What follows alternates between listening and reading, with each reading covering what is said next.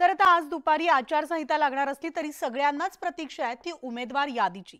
महायुतीमधील निमंत्रक पक्ष भाजपनं राज्यातली पहिली 20 जागांची यादी जाहीर करून आघाडी घेतली असली तरी अजूनही या 28 जागांवरील उमेदवार केव्हा जाहीर होणार याची प्रतीक्षा आहे। जी माहिती समोर येते त्यानुसार अजूनही 10 जागांवर युतीमधील भाजप, शिवसेना आणि राष्ट्रवादी यामध्ये एकमत झालं नसल्याची खात्रीलायक सूत्रांची माहिती समोर आली आहे। यात विदर्भामधील 4, पश्चिम महाराष्ट्रातील 2, मराठवाड्यातील 1, मुंबईतील 2 आणि ठाण्यातल्या एका जागेचा समावेश आहे। भाजप 32, शिवसेना 13 आणि राष्ट्रवादी 3 असं जागा वाटप होणार असलं अशी चर्चा सुद्धा आहे। तरी अजूनही राष्ट्रवादी 6 जागांसाठी आग्रही आहे।